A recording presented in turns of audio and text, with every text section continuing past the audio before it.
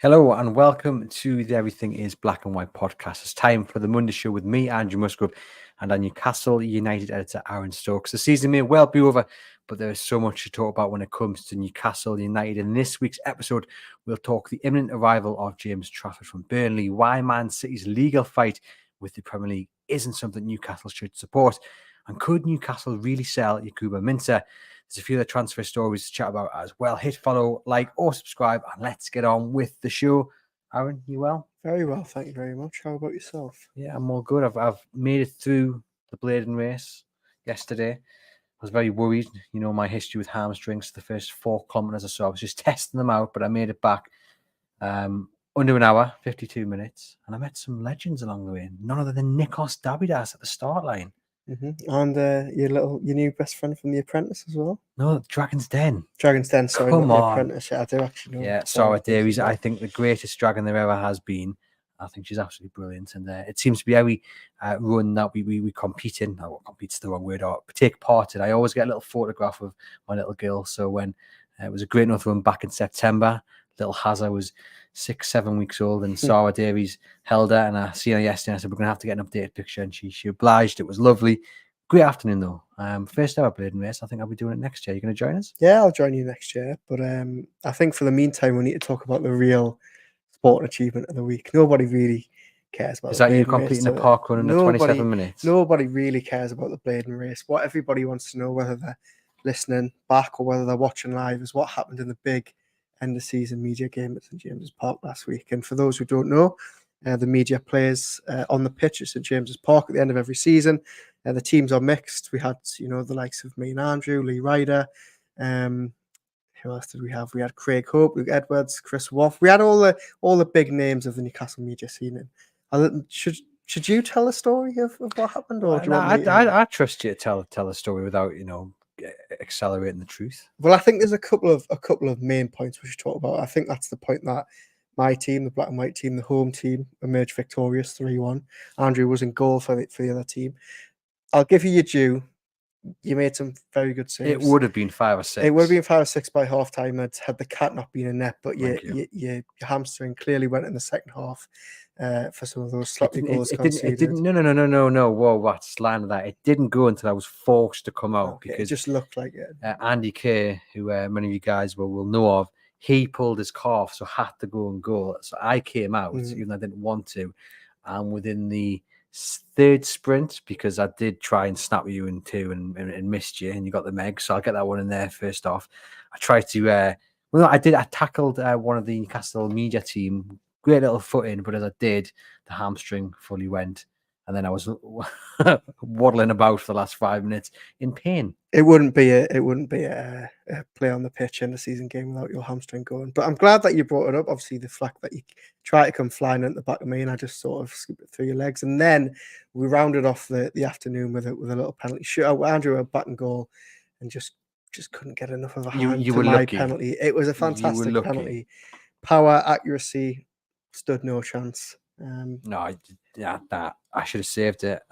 You can watch back the full highlights on our YouTube channel. Everything's Black and White podcast, including Luke Edwards getting a goal. I mean, there's one man I didn't want to score against me. It was the Telegraph's Luke Edwards, but he did do, and he is living on that ticket probably for the rest of the time now. See full highlights over on our YouTube channel. Absolutely fantastic. And before we get on with the show, so I take my baby girl swimming every Monday morning. Very fortunate to do that. And as I was getting out of the pool today, one gentleman who I didn't get the name of, so I'm sorry if you are listening, said he was a big fan of the podcast. So I just wanted to give him a shout out because we always like hearing that. Very nice to hear that you guys are enjoying what we're doing, and it does make you feel like we're doing a good job. Do you feel like a little bit of a celebrity getting out of that pool? I didn't even know how to react. I was like, yeah. So it was nice. And this is award week as well, isn't it? We're heading down to London on Wednesday, hopefully to clinch best sport podcast again. So fingers crossed that does happen also, although up against some tough competition. So I'm not feeling overly confident, but we will see. We will have a good night and we'll let you guys know how we get on. But let's get on now with the show. Jake says Andrew got cooked. I think Jake's probably seen the headline, the highlights, and I disagree. Like I said, the score would have been a lot worse. But anyway, enough about our attempts on St James's Park. Let's talk about Newcastle United and the transfer window.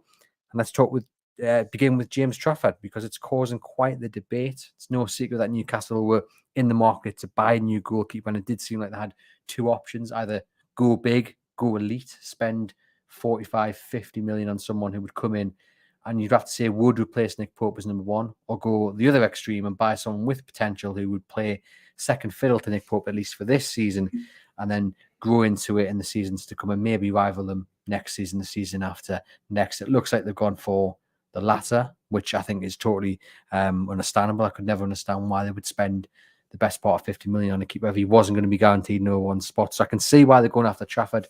£20 million. Can you see the logic behind it? Yeah, absolutely, yeah. And I think we've sort of seen this move play out a little bit over the weekend. Newcastle going to Burnley and making their first offer, which looks like it's been rebuffed. Burnley holding out, despite the fact they got relegated. They are obviously holding out for a higher fee. I think personally it's a very shrewd move. I think naturally it will probably split fans' opinion because very young keeper got dropped midway through the season at Burnley, who obviously have ended up going down. And a lot of people will be saying, well, could we put, 15, 20 million of that budget to better use?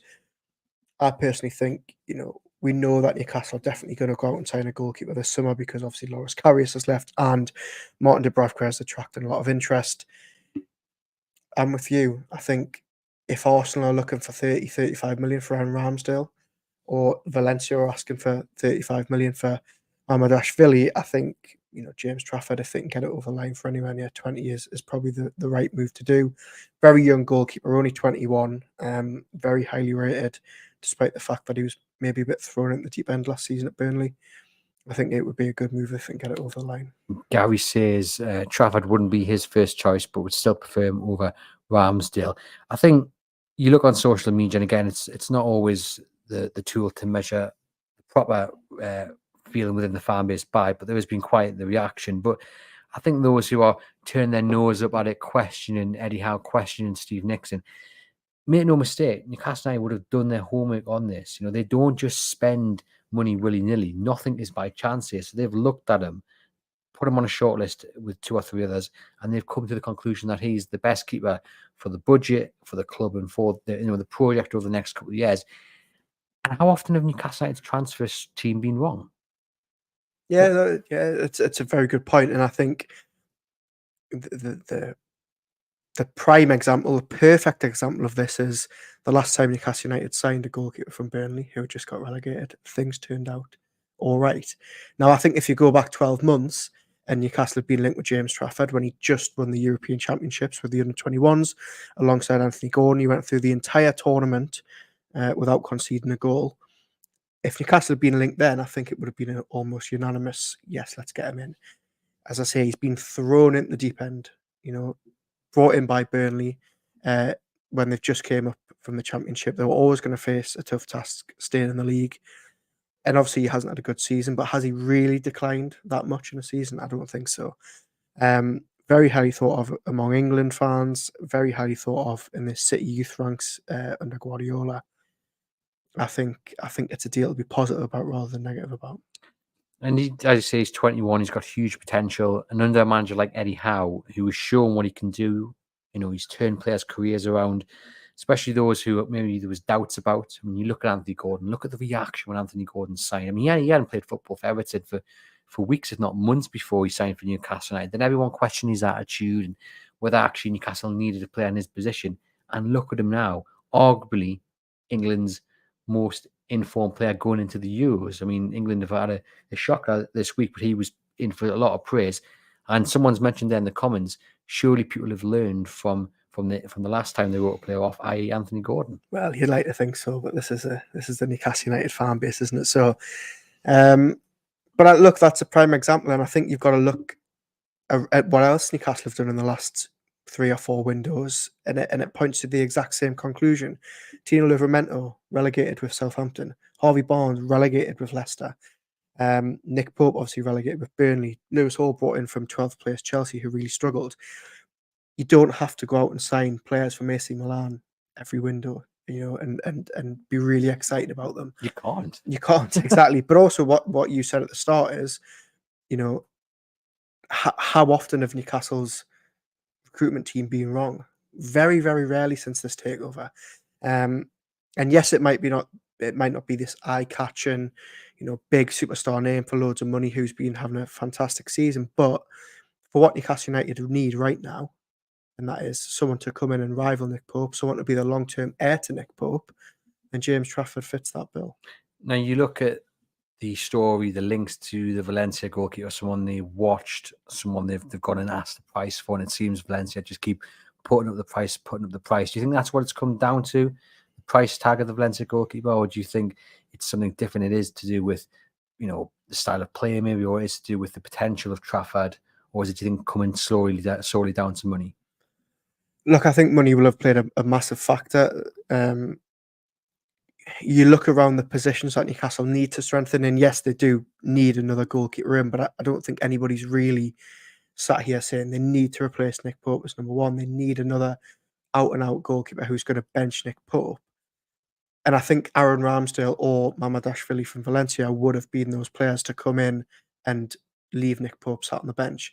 Now, with that comes the fact that they're going to cost you 35, 40 million. Now, in a window where Newcastle are going to be really struggling for funds unless they offload players themselves, 35, 40 million on a goalkeeper when it's not your priority position, it's a big ask. So they've clearly come in with a bid for Trafford at 15, 16 million. It's been knocked back, but I think they're probably looking at it and thinking he ticks a lot of boxes. He's very good with his feet, up and coming. He's 21. We can mould him. Eddie Howe will get the best out of him. We've got someone who can learn from Nick Pope. He knows Anthony Gordon very well from the England squad. There's a lot of positives there for 20 million less than you'd get from Aaron Ramsdale. Now we've got Nicky in the comments saying that they do need a new number one to replace Nick Pope. We've got Les saying confidence is a big thing for goalkeepers, and he'll be in a good place with Eddie Howe and the team. Is it a little bit of a gamble bringing in someone who's got potential and isn't at the number one spot at the moment?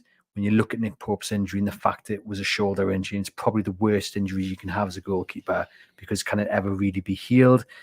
Are they gambling that the shoulder is fine for the next season, 2 seasons? No, look, I don't see it as a gamble. I get the point you're trying to make, and obviously if Nick Pope goes out and gets injured in the first game of the season, it might look like that. But look, he's only 21. He's had nearly a full season in the Premier League. He's learned from some of the best at Manchester City. I don't think you're throwing a complete amateur in there. So if Nick Pope did unfortunately pick up an injury in the first couple of weeks of the season, you'd be comfortable with James Trafford as the number one for 3, 4, 5 months? Yeah, look, I don't think I would be sitting here worried about it at all. Yes, I know people will point to the fact that he was, in a Burnley team that conceded a lot of goals last season, but Burnley's style of play pretty much afforded themselves to that, where they were always going to be facing a lot of shots.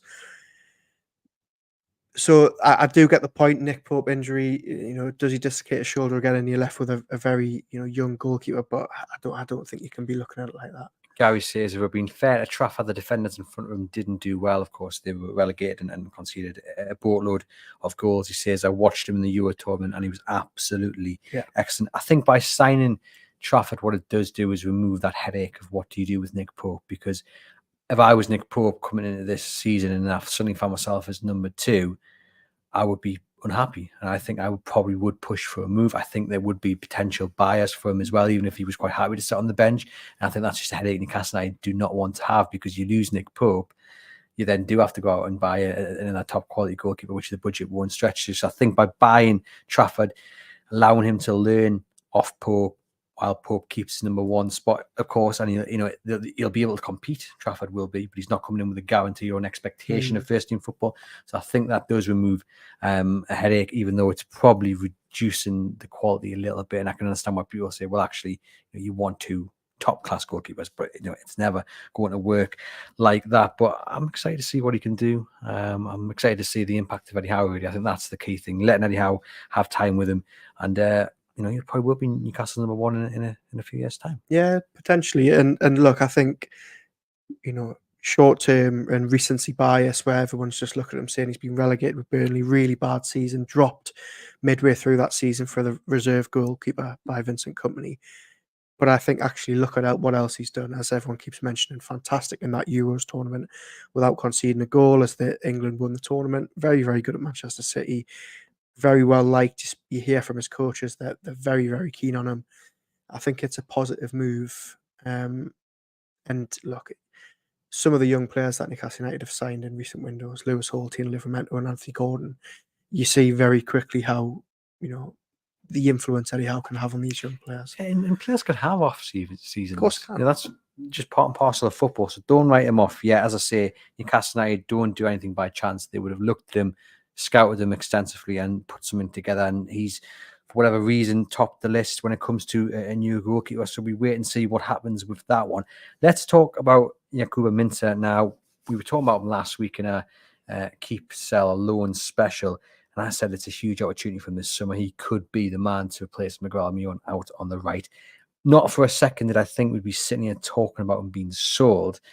And look, I get why there is talk of him, because selling for 40 million gives you like 100 million because it's amortized, right? Yeah, sorry with that word. But I do think it's a huge gamble, because it was interesting in the report from Luke Edwards, and it said something along the lines of, he's seen as a star for the future, and yet they're going to sell him on. And I just think, okay, the hand might be forced a little bit, but in an ideal world, you're not selling a potential star of the future to then spend 40, 50 million on someone who's 26, 27, who is a good player. But if this guy is really thought to be a future star, then you've got to do everything to hold on to him, haven't you? Yeah, look, it's a really interesting one, this one, because I think the vast majority of Newcastle fans would say keep him because they want to see him. I mean, he hasn't even kicked the ball in black and white, and we're talking about, Newcastle valuing him at 40 million. But I think, just to play devil's advocate, and I don't think, this isn't me saying I think it should happen. For one, I don't think Newcastle are going to get 40 million from him, because I don't see who on earth pays that after one good season in the Dutch top flight. But let's just say Newcastle sell him. There's absolutely no guarantee that this player is going to be a star. Looks very good. He looked very good in Denmark. That's why Dan Ashworth signed him. He's had largely a good season in the Eredivisie when he finally got going for Feyenoord. There's absolutely nothing to say that he's going to be a good Premier League talent. You seem open to the exit. Well, again, I'm just playing devil's advocate. I just think, look, I said I don't think Newcastle will get 40 million, even if that's what they're valuing him at. But let's say somebody wants to pay 20, 25 million for him. Did Newcastle look at that and think, if we sell Yankuba Minteh, who might not turn out to be very good, even though but we he think might he is, be. Look, it's a huge gamble. But do they say, look, well, if we sell Yankuba Minteh, it means we don't have to sell Callum Wilson, or we don't have to sell Miguel Almiron, or we don't have to see Kieran Trippier? And now some fans might be screaming at the laptops now going, but we want to sell these players. We want to sell Miguel Almiron. But if you're sat in Eddie Howe's shoes and he's saying, well, I trust Miggy and I know what he can do week in, week out, and I know how good he is and I know his strengths and his weaknesses. The same can be said for Sean Longstaff and Kieran Trippier and Callum Wilson. But actually, I mean, Eddie Howe has never had a training session with Yankuba Minteh. So it's a huge gamble, because, as you say, on the flip side, Yankuba Minteh could go to another team and tear it up. He was fantastic for Feyenoord in the final months of the season. It's a very, very interesting one, because we're all sat here talking about potentially selling a player who really none of us have ever watched play for Newcastle United.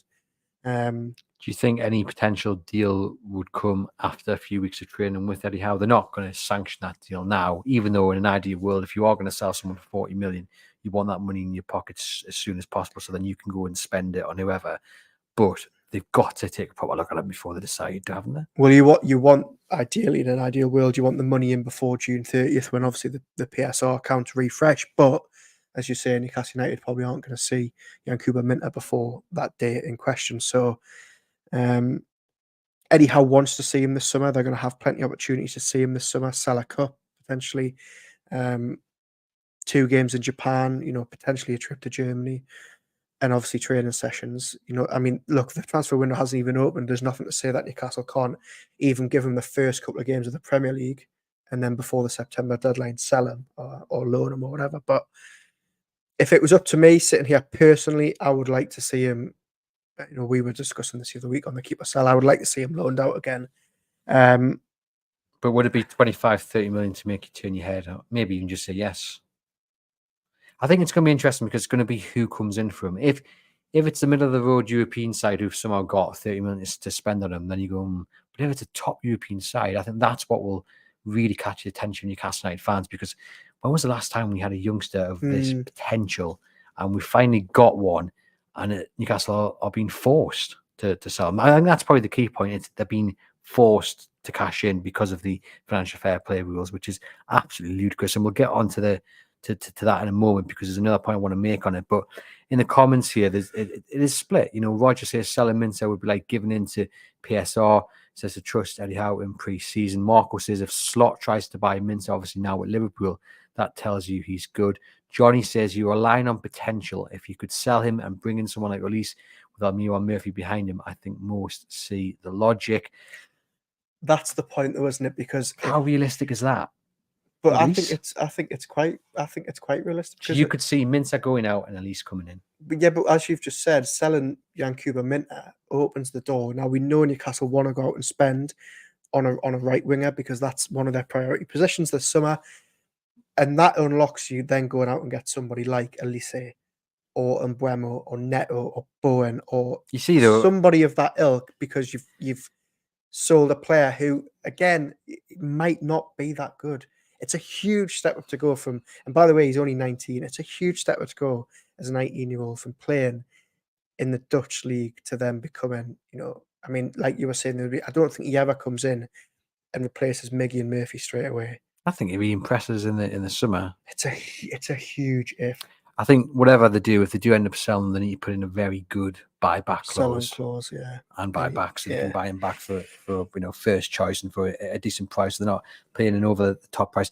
But I just don't see. I would love Release at Newcastle United, but I just don't see it being a realistic transfer target. And Pedro Neto, I know we said a few months back, and people will come back at me and remind me, and I did say that he was probably my first choice at right wing. I've now changed my mind because the injury record and the end product, he's not. And I'm not sure I'd be overly comfortable selling Minteh for 35 million and having to spend 68, 70 million on Pedro Neto. I don't think you're getting anywhere near that for Minteh. Yeah, but my point is, how much are you paying for Pedro Neto? You're going to pay, I think you're paying at least 60 million. And is he worth that? A lot of it revolves around what Miguel Almiron does this summer. Because if Almiron goes, or Almiron wants to stay, then it completely changes what they do with Murphy, what they do with Minteh, what they do in terms of bringing people in. So it's fascinating actually to see what they end up doing with that right wing position. Margaret says if Newcastle sell Minteh, it would be down to the manager, because Howe is loyal towards the old group. Minteh as a future, not Wilson, not Trippier. Johnny says maybe they won't sign a lease, but someone like that, who is ready made. But this is the point, okay, because we did a panel piece over the weekend about the right wing situation. Who do we want to come in? I put forward my number one choice was Brian Mbeumo. I then said Amad Diallo from Manchester United could be kind of a wild card, and then Elanga. Just to rattle the Sunderland fans, obviously. And then Elanga from Nottingham Forest. And I got a bit of negative feedback from my options saying I wasn't being ambitious. Where's the ambition? But Eddie Howe's gone on the record to say they can't buy ready-made elite players. And also, I mean, look, this stance might change under Dan Ashworth when Dan Ashworth goes. But under Ashworth, a lot of the transfer models were based on signing young, hungry players who can eventually be sold on for 70, 80, 90, 100 million. That's why they went out and signed Tino Livramento. That's why they went and got Anthony Gordon. That's why they went out and got Yankuba Minteh, because if they're signing him for 7 million, they could potentially sell him on for 40, 50 million. Now, none of us thought that would happen a season down the line when he hasn't even played for the club. But look, I want to see him stay, or at least want to see what he's actually about. The point is that you're not going to get a ready-made elite replacement, are you? And people are talking about, at least he's one of the finest players in the Premier League. But Eddie Howe's already said they can't go out and buy that sort of talent. So are we being unrealistic in our desires for this summer? No, I don't think so. I don't think so. Are you saying players like Elise and Buemo, Neto, I Bowen are I too think ambitious. I think Olise is the top of the tree. It's the ambition I have. It's the ambition I'd like Newcastle. But you don't think but I just Newcastle don't think are they're in a able? position to do that at the moment. No, I think Whereas I they think are. Brian Mbeumo was a little bit different. I don't think he's at the level of Olise. I But think he's going to cost similar money, isn't he? he is. Was he actually?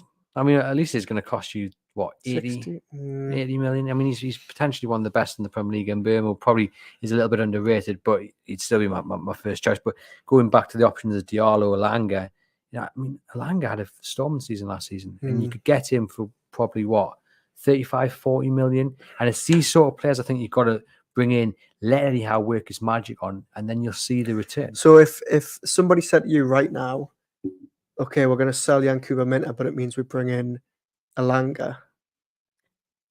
Is that worth it? It would make the deal a little bit sweeter, and it would, yeah, I think so. I mean, Really? look, if Minteh's sold and you can go and get Elise, then fine, brilliant. I just don't see it happening. I think we've got to be realistic in what Newcastle United can bring in this summer, because Elise is going to have Arsenal, maybe other top teams of Champions League football. Elise, obviously, if Manchester United's interest is as concrete as it seems, then I don't think Newcastle stand a chance. But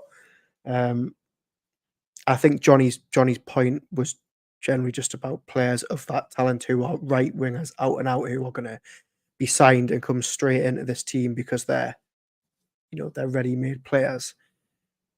It's an interesting one. We've got Roger saying we got Trippier, Bruno, Isaac, all elite players. Accepting that. Okay, Jake says Elise would cost you 60 million. Dennis says no way we should sell Minteh. I still want Bobby Clark back. Why not try Minteh out on the right wing? Just to flip back and play devil's advocate on the other side, it would sting, wouldn't it, if they sold him for what 20-25 million this summer just to meet PSR restrictions, and then Yakuba Minteh goes and turns into an absolute whale beater. He looks like a very good player, but it's a lot of guesswork at the minute because he's never done it at this level. And one thing for sure, though, is Newcastle would definitely cover themselves with some clauses in any exit for Yakuba Minteh. But Jake saying Minteh will have one game for us and struggle, and half these people saying don't sell will want him gone. Johnny says you'd be interested in Bowen or Mbeumo, both left-footed on the right wing who can play as a striker. I mean, those two, I think, would be dream signings, wouldn't they? Bowen was my pick in that panel piece we did over the weekend. And Mbeumo, I would be very, very happy with. Neto, I'm not too sure. Very injury prone, which is not what you want. As you say, I think Elise probably has better options elsewhere. I think it's going to be really interesting because, by all accounts, it looks like that right wing is probably Newcastle's priority, which it should be. And Mbeumo has kind of gone on the record to say he's ready to move to a big club. I think he probably will leave Brentford. Is he a realistic option? Yeah, I think so. I think jumping from Brentford for Newcastle, given where those two teams have been the last couple of seasons, I think Newcastle's a step up. Yes, they might not have European football, but I think they're at the level now where they can attract players like that, and they're an attractive proposition for players. Only 24, and his stats are absolutely superb. He'd be an absolutely brilliant signing. Bowen a little bit different. Yeah, look, I think Jared Bowen would cost you more. I think he's a lot more loyal to West Ham. West Ham are also, doing much better than Brentford. He's obviously settled down there. But I think if we're really dreaming here and we're really being ambitious, then I think that would be you could hardly get much better for where Newcastle are at the minute than Jared Bowen. John asks, surely selling Miguel Almiron does exactly what you say in terms of raising finance, but you're not going to get too much for. I don't think you're going to get 40 million for Miguel Almiron. You might get 20, but it does do the same thing, and I think that's why that whole position revolves around what they do with Miggy this summer, because Miggy is, as we keep saying, their main sellable asset, or at least he was what we thought until this Minteh valuation came out. If Miggy doesn't want to go, then I think you're a little bit stuck. So come on then, gut instinct, transfer window shuts. Where is Minteh? On loan at another club. There we go. Okay, we'll come back to that one in September. But there is a bigger issue here, isn't there? And Aston Villa are a great example of it. How teams who want to compete at the very top level are being forced into this position to sell their stars or emerging stars in order to build a team. And I'm not sure the new rules that came in or are going to come in the new season are going to change. That's the cost, the squad cost rules, and the top to bottom anchoring rules. So essentially, the squad cost rules will regulate on-pitch spend to a proportion of 85% of a club's football revenue and net profit / loss on player sales. But again, that's all about the revenue. So essentially, it still just protects the top teams who've got enough revenue to be able to spend 85% of it. But the whole, FFP and sustainability rules, it is a smack in the teeth. And then again, a story came out over the weekend just gone about Aston Villa potentially having to sell one of the stars after just making the Champions League, and it's an absolute farce. Yeah, it just goes to highlight again that the rules just clearly aren't fit for purpose. I mean, even the fact that we're sat here talking about Minteh as well, a player that Newcastle have only signed 12 months ago, £7 million, meant to be a real star for the future. And, we're sat here having a debate whether they need to sell him to fund their summer spending. So, obviously, as you say, those two new instruments being trialled next season alongside PSR, I mean, it's just a bit of a headache, isn't it? A few people in the comments have talked about the Man City legal battle with the Premier League. The arbitration started today. Man City looking to sue the Premier League when it comes to associated party transaction rules. So currently any deal between companies in which a club's owner or co-owner has a link to are checked that they are fair market value, and City want to get rid of that.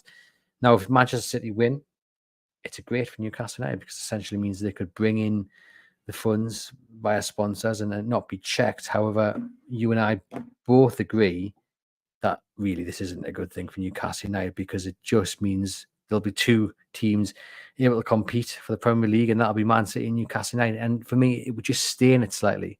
There must be another way to make the Premier League more open than just getting rid of all the rules, which says you can pay what you want for a sponsor. Look, I've seen plenty of people saying that they hope Manchester City are successful in their quest against the Premier League. I just cannot see how you can support Manchester City. They've gone to absolute war with the Premier League, and the irony is City's charges that the Premier League are stifling their success. This coming from a team who've won the Premier League for the last 5 seasons and essentially turned it into the Bundesliga or Ligue 1, where one team wins it every year. This would, as you say, benefit Newcastle in the sense that, no PSR, they could have, greatly inflated sponsorship deals, even more so than they already are. But this would be, this would be an absolute killer for the Premier League. It would be a real, end of day stuff for the Premier League. So I hope it doesn't go through.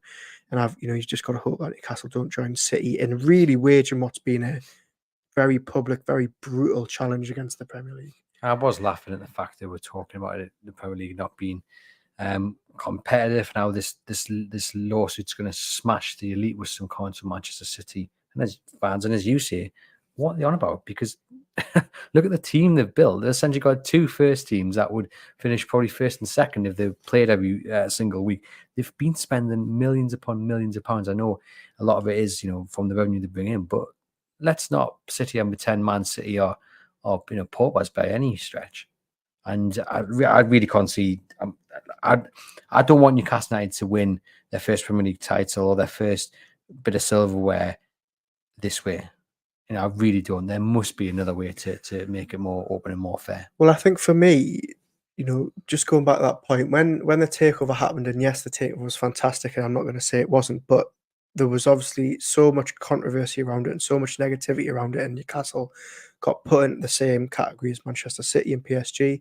And actually what we've seen over the last 2 or 3 seasons is Newcastle going about their wealth and they're spending really well. Now, yes, they've obviously had to do that because of the rules in, and you can't just go out and spend willy-nilly with FFP and whatever. But the players they've signed, the fact they've given Howe a chance, the deals they've been doing, the sponsorship things they've been doing, the small changes that they've been doing for the fans behind the scenes, I feel like that is what is going to win the naysayers and the rival fans back on side with Newcastle, despite who their ownership is. And this, if Newcastle went the other way, would just completely ruin all that. Yeah, one to keep an eye on. Just a quick word for Anthony Gordon in the England camp, as I mentioned earlier in the show. He seems to really be impressing under Gareth Southgate. The Euros obviously start on the 14th of June, so just a few days away. Does Anthony Gordon start for England, do you think? I think if he was fully fit, I'd say yes. I think the only slight doubt is has he really shaken off that Achilles injury? And also, I mean, you look at the array of talent that they've got in the attacking positions: Palmer, Saka, Bowen. You know, it's going to be a real challenge. But I think, look, on form, he deserves it. So I hope so. I hope he does. But like you say, you've got to hope that he's shaking this injury off properly. You tweeted earlier in the week that it's coming home. Are you still so certain? I tweeted that before they got beat off Iceland, didn't I? So look, I'm still confident. I think this is the year. Look at that squad. I think you look on paper, the only squad that's better than them is France. And I think if it was any other manager, I'd be certain. Instead, I'm just confident that it's coming home. Well, I wish I shared your enthusiasm, but I do not. Another bit on Chronicle Live is another panel piece on Jadon Sancho. Apparently, Manchester United wanted only £40 million for the winger, which seems a bit of a bargain in today's market. Obviously, exiled by Eric Ten Hag. We've put a piece together asking our Newcastle United writers whether we would take him at Newcastle United. I'll start with my answer. I mean, yes, I would do if there were no obstacles in the way, but the fact that he's already on £300,000 a week probably puts pay to any potential move to Tyneside. Yeah, look, he would have to take a big wage cut. I think there'll also be a lot of suitors after him from elsewhere, given how well he did at Dortmund in the last couple of months. For me, we've just spent the last 15 minutes talking about all the right-wing options we could upgrade Newcastle with, and I think every single one of them that we mentioned is probably higher on the list than Jadon Sancho for me. In terms of ability, talent? No, in terms of whether I'd want to see them at Newcastle. Eddie Howe's made a point and been consistent and only trying to sign good characters for the dressing room, and I think there's just too many question marks over Sancho. Fantastic player, not too sure about his attitude. But 40 million though. You're backing Eddie Howe though to change that attitude, aren't you? Look at again, Anthony Gordon. People came in and said he's got a bad attitude. His attitude stinks. Then we had what happened down at Brentford. Look at him now, absolutely flourishing in Eddie Howe. Too many risks for the money you want wage wise. It's just too many risks, and for how important that position is on the right for Newcastle this summer, got to go out and get somebody that isn't half the gamble. And I think Sancho would be a risk. Would you take him 40 million? I think if he wasn't on such a high wage, let's say he agrees to a pay cut. He says, "I'll take 150,000." Really? Because I'm backing Eddie Howe to work with him and get the best out of him, sort out any attitude problems. I think he has been scapegoated slightly by Eric Ten Hag. I know, it's not as simple as that. There have been attitude issues, but I think the way he's been treated at Manchester United has been absolutely shocking. But also, look, let's just say he was treated terribly by Eric Ten Hag, and he came to Manchester United with such a reputation. He was so good at Dortmund. They spent so much money on him. And no manager could really get a tune out of him. He was, even before he dropped out the team, he didn't set the world alight in Manchester United. Just needs the right manager. Again, Eddie Howe's proven he can get the best out of players who everyone thinks are flops. I mean, look at Joe Linton. Who would have had him down as this midfield maestro? But Eddie Howe somehow has managed it. Johnny says if he's not good enough for Manchester United, he's not good enough for us. We'll want Anthony next. No, we most certainly will not. And he says, Man City, you're contesting the rules introduced since our takeover, which a lot of people point out in the comments. It's actually called the Newcastle United rule unofficially. It is impacting on their sponsorship deals because of the new rules.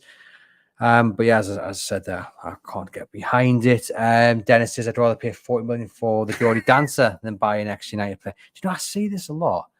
I mean, one of the arguments against Diallo was why would we give Manchester United money to help them with their FFP? And a lot of fans, I say, don't want to see Newcastle signing Manchester United players, which I think is a little bit bizarre. I mean, there's not many in that squad that you'd snap up and think would do or an improvement it for Newcastle United. But if there was a player there, I'm not turning them down just because they wear the red of Manchester. So is that the reason I got so much stick from everyone about Scott McTominay, purely because he played for Manchester United? I'm gonna put it down to that. Yeah. Adidas Salah, what a week it's been for Newcastle United off the pitch. I mean, the queues around the temporary club shop, absolutely fantastic to see. I mean, you could have just gone to JD Sports and walked straight in and got your shirt, but people wanted that experience. Great to see Peter Silverstone and Down Eels coming down, shaking hands with fans who had waited throughout the night to get their shirts. Great to see the club shop today, all wrapped with Shola Miobi's on the side, Bruno Jolinton, and a couple of the women's players as well. And the logos are up as well on the temporary club store, which is good to see. Shirts selling out within a few hours, back in stock, thankfully, 24 hours later. And then we had the Cellar display down the quayside, bringing legends of old and of current to life on the tie through a fantastic light display. And all I can think about is how the last few days, the last week, is the best sales pitch to any potential sponsor for Newcastle United, because you just say, look at what you get. You get 10,000 fans coming down to watch a light show. No reason behind it. It's just a light show, but 10,000 fans came down. You get maximum exposure. You get people buying 7, 8 bits of clothing on launch day at a cost of what? Probably the best part of 500 quid.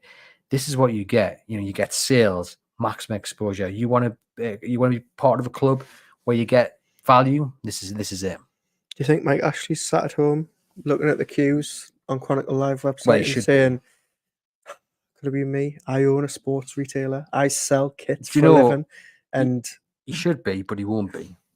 He won't be thinking about what if. And I think there's plenty of things that have happened over the last couple of years where you can point to it and think, what is Mike Ashley thinking? But I don't think he'll be looking back thinking he did anything wrong and a missed opportunity. It's just the way he is. But I do think it's put Newcastle United in the best light for the next big deal. It has, and I'd be interested to know anyone that's watching us live now on Facebook or YouTube whether you've picked up the new kit, because I mean, this has got to go down as one of the most popular ever. It's a very, very nice kit.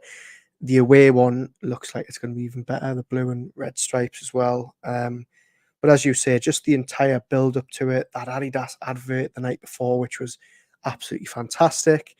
Kit launch was fantastic. It looked brilliant. As you say, Silverstone and Eves down there on Friday morning, speaking to fans who had camped out and queued from the early hours. And then obviously we saw on the quayside on Saturday night, just a fantastic couple of days. And as you say, what a great advert for the club and the city. It does just show what you get when you show the fans a little bit of love and appreciation and make them feel part of it. You get these massive crowds and this massive, expenditure. And of course, fans of other clubs will say, well, look, it's all clever marketing. They've got you exactly where they want you. You say, well, yeah, it is. But that's not something we had under Mike Ashley, where they went out of the way, they did the research, they understood what the fan base ticks about. Adidas have got that down to a T. Sella have done it as well. And yes, it's their day job. They know what they're doing. But who gives a flying, because that's what Newcastle United fans want. They just want to feel appreciated. Absolutely. Have you picked anything up yet? I've not yet. I'm saving up for it. We've been expensive out of mine, but not too expensive in terms of compared to other Premier League clubs. You've not got little Hazard a kit yet? I've got one from last season. I do think, though, as a rule, I think Premier League clubs, there should be some kind of cap on the price of Premier League shirts. And I know spending cap. I know that would affect the revenue and what have you, but it is £110 a lot, isn't it, for an authentic kit? $80 for a replica. They look good though, the shirts. They do look very good, yeah. They do. The training gear as well, very good. No, I like the training gear. I disagree. I want to get your opinion. Yeah, we'll go. Goalkeeper kit, yeah or nay? It's interesting. Isn't I do like a goalkeeper kit which isn't just a generic colour. So it does stand out. I'm not sure I'd be parting money with it. I like the shorts. I'd be buying the shorts on their own. I don't think I'd buy the top. I do like the home strap. I've seen a few Newcastle United fans say that, though. It's a little bit kind of similar designs, but I can't see. I'm very impressed with them. We'll finish on a little bit of some more transfer rumours and gossip. Sean Longstaff said to be linked to a £15 million move to Leicester City. Thoughts on that one? I feel like I'm going to get pelters, but 50 million for Sean Longstaff. You need to be doubling that. 30 million you'd part with. Yeah. 15 million for a player who's played 50 games last season in a team that was pushing for Europe. I know fans might have their opinion on him, but for me, I think if you're going to part ways with him, 15 million in today's market is very, very low at a time when Newcastle need every penny they can get. So yeah, 15 million. If Leicester's valuation is that, I think they need to be up in it. But from that midfield, packet, and there's a lot of midfielders in that position. Is he the one most a threat, you think? Yeah, well, potentially, but then I also look at the evidence in front of us, and that is Eddie Howe absolutely loves him and trusts him implicitly, and has played him above all else, even through injuries last season, because he rates him that highly. I don't know. But I think certainly from an outside fans and me sitting here, I think he is the most at risk because you obviously don't want to sell Bruno or Joel, and you're not going to send Tonali.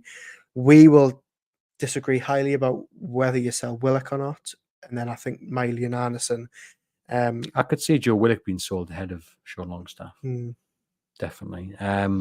Johnny says I'd consider 20-25 million purely on the basis of FFP. Where man says he's worth more than 15 million, scored 10 goals last season. Okay, so I thought I was going to get absolutely cooked there in the comments by saying more, but I'm glad that people are agreeing with us. 15 million in this market is criminally low for a player like that. Who's experienced. Man adds, if he had a good injury record, it would be different, and it'd be sad to see him go. What's happening with Miguel? We seem to be talking about this everywhere. Do we think he's on his way out? He was adamant he didn't want to go in January, and ultimately, Al Shabaab had an agreement with Newcastle. I think, from what I've been hearing, he's trying to angle for a move back to the MLS, but there isn't much money kicking about in the MLS, which means Newcastle's full point in getting rid of him is, they would see him as, the main asset there. They could get a bit of money from at least what they paid for him, if not a bit more. But he's a player who's very, very settled on Tyneside. Young family here, partner here who's clearly liking it. But I think Newcastle know, and I think Eddie Howe know he's the one to sell that really unlocks the summer. It's just whether he wants to go. Dennis says, no selling Willock. His pass against Tottenham was the best I've ever seen. He'll come good. Dennis, you won last week as well, saying that's the reason we've got to keep Joe Willock. We need to see more than just a pass. We need to see a full season from Joe, and hopefully then my opinion can be changed. I saw another link today, which I want to get your opinion on. Iniacho. Now, he's going to be available on a free transfer. Scored quite a few goals in the Premier League. Would you bring him in on a free transfer? Yeah. Wow, that was a quick reply. Again, I'll probably get cooked for it because I don't think it's going to be a popular choice. But I think bring him in on a free. Didn't have the best of seasons at Leicester. Struggled with injuries. Struggled to get in the team behind the likes of Vardy, but very, very experienced in the Premier League. Was very, very good at City, and he actually held his own for Leicester in the Premier League, despite not being the most clinical. He can play off the right, and he's left-footed. I think for a free transfer, I don't think fans should be turning their nose up. Yes, it's not the most exciting. Yes, it's not something to really get you excited. But if we're talking about building squad depth, and we're talking about this hail third striker that Newcastle needs so much in the eyes of Andrew Musgrove, I think they could do a lot worse.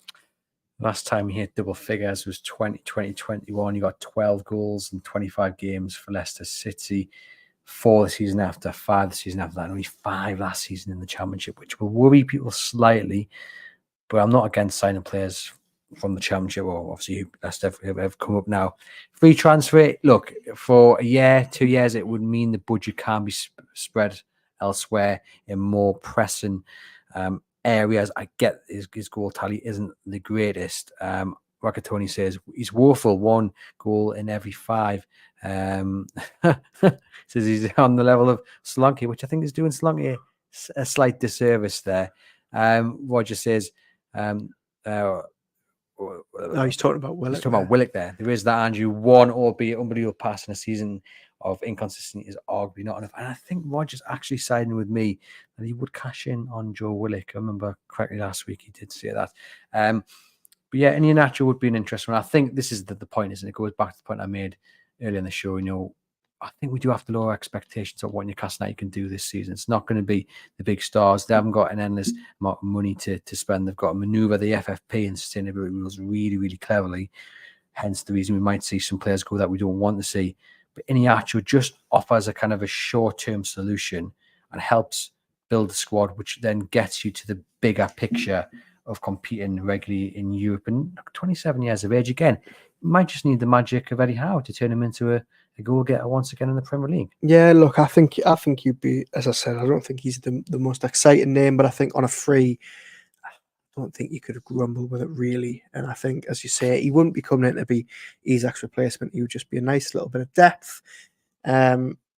So yeah, interesting one to watch that. Plenty are grumbling about it in the comments. I thought there might be. Ragatoni has got his stats out and he's now laying into Dominic Solanke. Dennis says, bring back Chris Wood. Ridiculous that we're even thinking about Iniacho.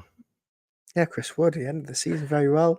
Cheeky £25 million bet. And Ragatoni says, we might as well give up if our targets are Solanke or Iniacho. Well, I'll tell you what, Ragatoni, you're watching live right now.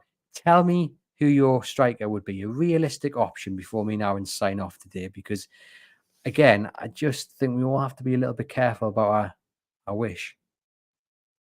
But I've offered him the chance to, he's now having to go down mental gymnastics. If you're going to comment, you've got 30 seconds to do so.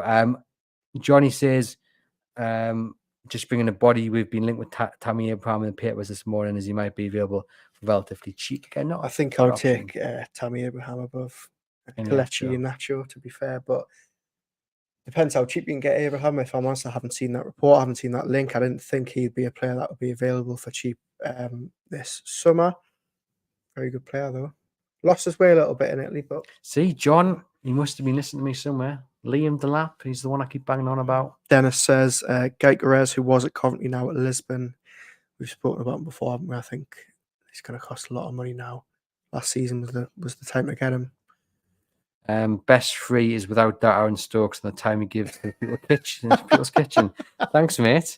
That's from Mark. Yeah, Aaron does spend a bit of time Mark. Thank you. helping the charity People's Kitchen out during the week, which is a fantastic cause to do so. If Newcastle signed Iniacho on a free, where would the money then go to? Because if we were talking about buying a third striker, you're probably looking at the best part of 30 million. Sign him on a free, where do you put that money? Well, look, I think a lot of it depends on what happens with Callum Wilson, because, again, he, along with Miggy, along with Trippier, is one who could go. Now, I think if Wilson goes, then I think that money that they've saved from Iheanacho, I think then goes on a second choice striker. Elsewhere, I think it's going on a right midfielder, and I think it should maybe go on another defender on top of Lloyd Kelly. I think those are the three positions you need to strengthen more than most after James Trafford. Obviously. Johnny says I'd see if Mitrovic fancies another chance. I mean, I never wanted to leave in the first place, so. I mean, it would cost you, again, if it all fitted. I don't think it'd be the worst signing. I think he's proven he can now score in the Premier League, but the numbers are not going to work to bring Mitrovic back, and style of play as well. Reckon? No. Why don't you think the numbers would work? Because I think they'd want to recoup at least what they signed him for. Al Hilal, really? Yeah. Because look how many goals he's banged in. He's absolutely knocking them. I love Mitrovic back. Well, it'd be interesting to see how we would work with Eddie Howe. And again, the style of play, I'm not too sure. 29 years of age, and he had 28 goals in the Saudi Pro League, which shows you that he's probably a little bit better than the standard of that league. Johnny says, I just think we need a big centre forward, good in the air. Dennis knows says, yeah, Mad Dog Mitrovic, 100% loved him. Looks like there's a lot of support in the comments for that. Yep. John says, richest club in the world and it's free transfers and having to sell a player. It is wrong. I get that sentiment, but that is what we're dealing with, isn't it? Yeah, and also they're not the richest club in the world. Yes, they are on paper, but they're not because of PSR, FFP, as we've mentioned a lot. So I get the frustration. But it's interesting with that sentiment that John's just said there, that we're both still sitting here saying we don't want it to go to the other extreme where Newcastle United can just blow teams out the water. Yeah. Because there just needs to be a nice balance, I think. What's the solution? How does the Premier League come up with a solution which doesn't allow Newcastle, Manchester City, or any other club to pay for a sponsor and make it well above fair market value, but also there's a remedy where it's actually fair to all teams in the Premier League? Well, the associated party transaction rule, which City are trying to scrap, definitely needs to stay, because that obviously keeps the fairness in the game. But I think what you need to look at is, PSR and FFP needs to be redefined, redeveloped. They need to find a way that isn't, putting really low ceilings on teams. Villa's proposal to increase it to 135 would have been a move in the right direction. That's obviously been rejected. Palace are obviously pushing to try and get slight changes for teams that are in Europe. That was rejected. So those are steps in the right direction. But if I'm honest, it's above my pay grade. So I'm not sure what the answer is. Dennis says, why not? I want to take over. Yeah, but I don't want to do it in such a, because it would be easy essentially, wouldn't it? Yeah. If Newcastle just have a free reign and spend what they want to spend. It would dilute it. It would dilute the success if you've bought your way to success. Yeah. Look at PSG, look at Man City. It would lose very quickly, in my opinion. It would lose that special feeling. I think somewhere where the spending cap is just that the clubs don't get into debt, and it's a safe way that if you spend X amount of money and Champions League football doesn't come off, then the club's not in danger of going bankrupt. Do it in a way where essentially they can spend what they've got without having that cap, but it all has to be so you're still in the black rather than going into the red.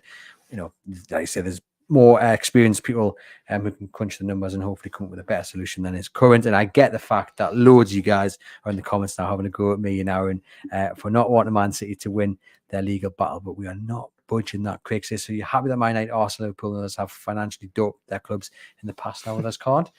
Well, the rules weren't in there when they had their success, but that's our opinion. We don't agree with this lawsuit, and that's just the way it is. Roger says it's the way it is already, Andrew, now, and we can't morally hold on. Dennis says, I never want to see us outside the top 4 ever again. Did it dilute Man United and their success in the 90s? Asks Jory Tune for Life. It's different though, isn't it? It's different because Manchester United weren't essentially owned by a nation state, were they? It's different to me. There we go. Right. Thank you very much for tuning in. This has been the Everything's Black and White podcast. No trivia this week. We're going to take a little bit of a break on that, I think, to do the summer. Well, not the full summer, but for a few weeks. I'll find some next week. Okay, we're back next week. Fair enough. Aaron's promised you that. Yeah, thank you very much for tuning in. If you're watching after the live broadcast, please still leave the comments. We do read every single one of them. I'll try and get back to you if you listen on the audio channel. Thank you, as always. It's been an absolute pleasure. Tune back in throughout the week. We'll have Get in the Bin with me and Sam Mullen. That sounds like a daunting invitation, that. And me and Gibber will be back as well with another episode of Let's Talk About. Thank you, as always, for your support. And we'll see you guys very soon.